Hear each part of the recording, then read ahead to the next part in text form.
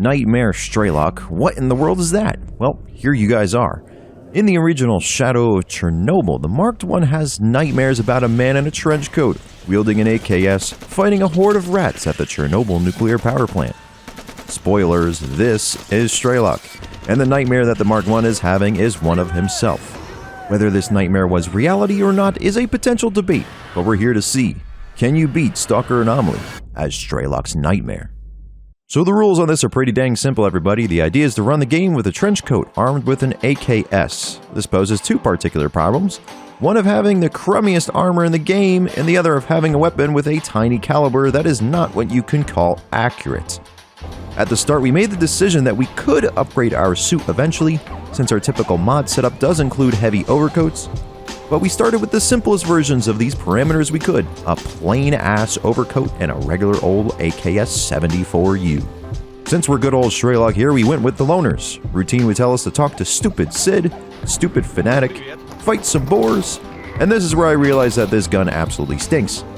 Much to absolutely nobody's surprise, the suit is also garbage. See how much radiation I took on just by trying to get the artifact for Fanatic.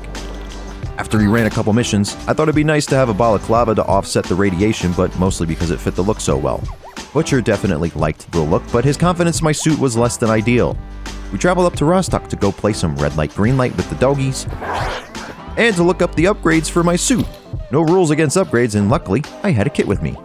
And don't worry, we also bought a crap ton of bullets. That will be the theme of this playthrough. With my shiny new lead, we went up and beat some bandits for duty, so I could go to Sid to buy bullets. But I also found a nicer AKS too and swapped to that. This will be our friend for a while. Our new friend accompanied my bullets to the Great Swamp, and it was uneventful. Truly, we just ran straight for Doc. Screw it, I wasn't fighting bandits in the swamps. Since I didn't get into too much trouble besides side dogs, we made for the Agroprom Underground. And you know what?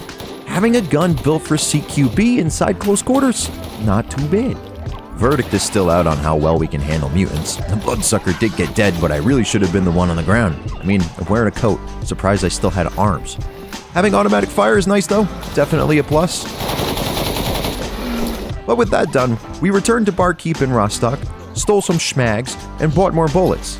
The next day brought me the sound of crows in the morning, and a little canned corn while people killed each other in the background. It was time to visit the professor, and to get him started on the psi helmet for us to go north.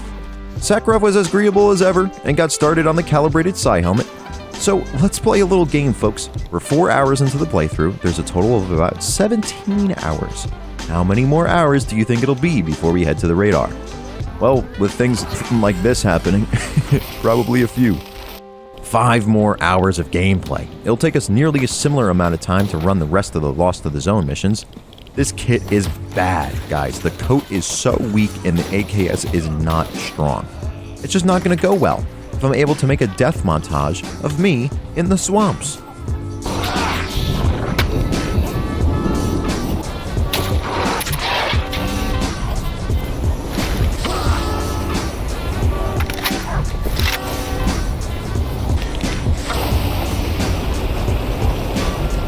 After playing tag with the bandits using firearms, we took to the Red Forest. I know, the Red Forest? I am indeed crazy. Crazy, just like my monolith brethren out here.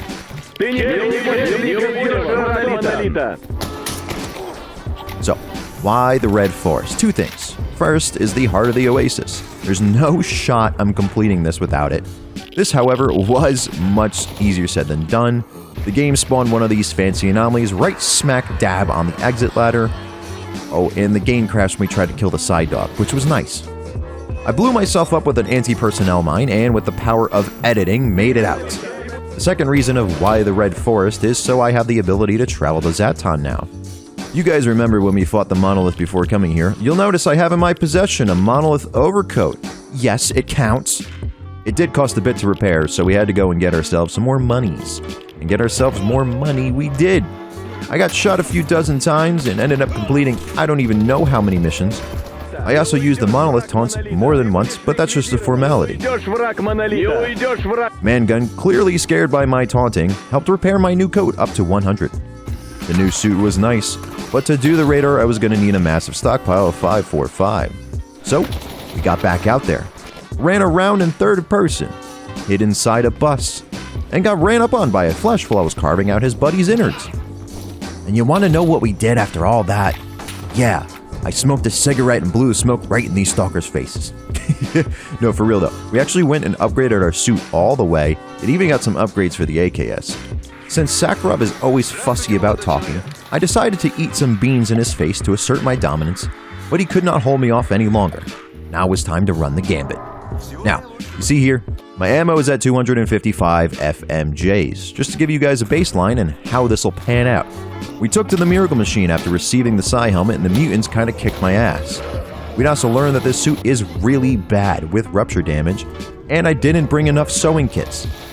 I detonated an explosive and pulled the save back. We went to Mangun to get more repair kits. I don't know why I didn't go to the guy in Yantar, but oh well. And made the trip back over to the lab. Our second time through went a lot better, and the autofire on the AKS was once again making itself useful. Too bad the darkness anomalies were spawning poltergeists and giving the Snorks perfect cover for ambushes. But once we turned off the machine, we spit some lead at the Bureau and absolutely wrecked the controller. Get fucked, boy. I was trying to be careful with my bullets in the tunnel out, but these zombies are pissing me off and the pseudo-giant was right behind me. I don't know if you guys can see those numbers there, but yes, we walked away from the Miracle Machine with 9 bullets left from 255. Where to go from here? Well, obviously, we needed to buy more bullets so we could do more things to help us buy more bullets. And that's precisely what we did, except it came in the form of me eradicating an entire faction. You see all these stashes here? Yeah, I thought I could be smooth and go get them all quiet-like, but the military were out patrolling, so we started a small-scale war. One little issue though, some of the gear we picked up is too heavy and I don't have the time to go through the backpack animation to drop it. At this point, I thought, might as well go down swinging, so we moved slowly behind this tree with a little shrubbery around it. And we spent the next 30 minutes erasing all the military presence from this section of the map. Now, it took me a while to realize it, but for some reason while we sat here next to this tree, we didn't get shot at once. While I was repairing my suit, a man with a KS-23 walked right past me while literally staring at me. They are not bugs, brother. They are called anomalies. After dealing death for a half hour, I went back to drop some things off. I actually spent quite some time stashing away a couple cool guns in one of those stashes out in Agabrum, at which we sold for quite a lump sum and then proceeded to buy all the bullets. There was just one more piece to the puzzle. I went to Sakharov to buy some electronics and disassemble them to get parts to make the artifact container necessary for the heart of the Oasis. Yeah, we went all out for this one, guys. I even used the crafting system. We are as kitted as we can be, so it is time to run the radar. We dealt with the assholes at the radar entrance, but did not go this way to the radar. Anomaly has many different ways to get all over the place. It'd be wise to use them, so we went up to the Red Forest. I sat in the bus for a minute to recover my psi health, and then had my suit tore apart by a pair of pseudo-doggos.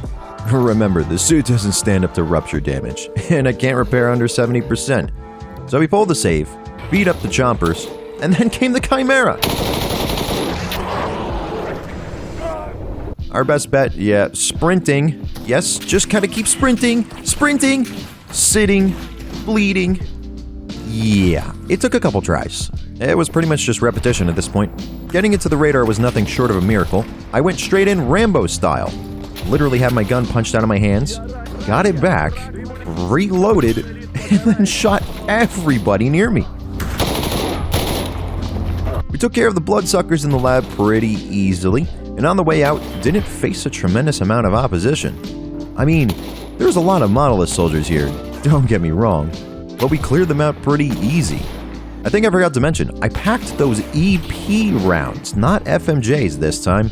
They were chewing these bastards up good. And don't worry, the guy waiting at the exit didn't catch me by surprise this time. Haha, punk. After our adventure in the radar, we jumped up to Zaton and talked to my buddy Rogue, who asked if we could go get a fancy rifle for him. We obliged, almost got killed by a controller, grabbed the gun, and returned to Rogue. Now it's time to hit up Pripyat. Don't worry, we have plenty of bullets. We decided to go for a stroll, and when we went through the restrictor to Jupiter, I got immediately attacked. Next time through, we lit everyone up, including Rogue, because I wasn't paying attention. Jupiter Underground was only slightly scary. I mean, fighting snorks in the dark without a shotgun, that's pretty scary. I let Rogue deal with most of the monolith, and eventually we had them all dead. Or at least I thought we did. I'd make my way back out of the underground, fighting through all the zombies, then talk to myself. I couldn't progress anything, so we went back into the underground and got caught in a serious anomaly. The flailing body anomaly. Always a classic, although I'm more used to this in Fallout New Vegas rather than Stalker. We walked back into the atrium and saw the issue. A monolith soldier thought he could hide on us. We took care of that issue, stared at the anomaly, and progressed our mission.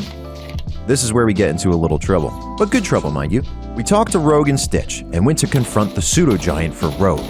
I didn't realize I was basically out of bullets, and just so happened there was a controller nearby as well. So yes, we bought ammo, and I gawked at the RPG in this trader's inventory. That'll come up later. But first, let's get attacked by the controller, and then have the thing break our game. I mean, if it isn't one thing, it's another, boys and girls. On the reload, the controller got me once more, and I decided to make an interesting decision. This here was during a stream, and I had a choir in the back telling me to give someone that RPG we saw. And who better than good ol' Hip. We employed Hip's service to help with the pseudo-giant, at which she crashed my game. RZ's mutant bleeding. Nice, nice, nice. Okay, so, controller dead. Pseudo-giant dead. Dropped off Hip, and on to Lab X8. We collected a dozen zombie bodies before making contact with the monolith. And boy, did we make contact! This was actually kind of hard. They all know exactly where you're going to be, so you have to be on the freaking money. And after turning off the generator and cussing out the pulse anomaly, we accidentally hit the transition to the lab while walking down the stairs. Now, we found the documents really fast in the first room with the floating refrigerator, but I did not take kindly to the fridge throwing, so we went off to exterminate the Bureaus. We did the bathroom bureau already, so the 3 punks in the interior were left. They lasted real long. As we made our way out, I completely forgot about the controller. Don't worry, he's a sissy. With all that prep done, we were good to go to Pripyat with myself, but at the request of my chat, I went and ran around in the dark first to help with bullet acquisition. Hip even helped. Who saw that coming?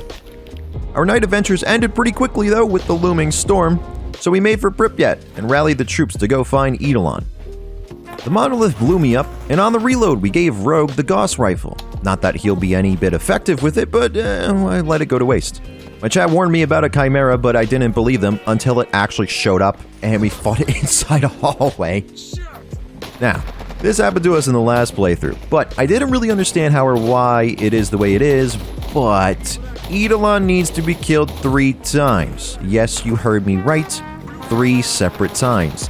And this isn't easy. I mean, Hip even blew him up and he was still walking around. This is where I honestly got a little scared, mainly because Eidolon was ignoring all my companions and focusing solely on me and my overcoat. It got me, more than once, before I got the chance to light Eidolon up and make the quick save. A problem we were also managing, albeit poorly, was the condition of our suit. Rogue is able to make repairs on the fly, but first I had to go find the bastard. But that had to wait, because Eidolon was back. I shot him a bunch, and then Hip blew me up. She was sending some heat down range, but the subsequent explosive detonator right next to me was making for a bit of a challenge. Eventually I had it and told everybody to chill so I could find Rogue, and what do you know, he was right over here the whole time.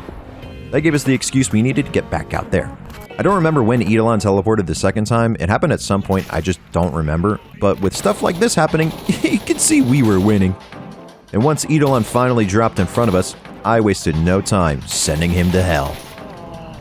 Not gonna lie, we had to sweat for that one, guys. We had to sweat for that one. Now, the last thing on the list for the Lost the Zone missions and what we consider to be beating Anomaly is the CNPP. But as is the case with every step so far, we ran through most of our bullets. So we took the crew out for some fun and scrounged up some cash. That's when we decided to make this switch to the AKS 74U Tactical.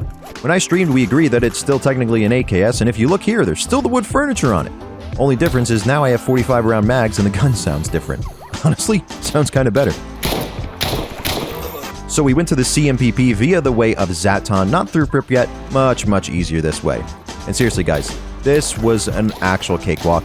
I don't recall us having this easy of a time in here, but damn, did this AKS make quick work of these guys.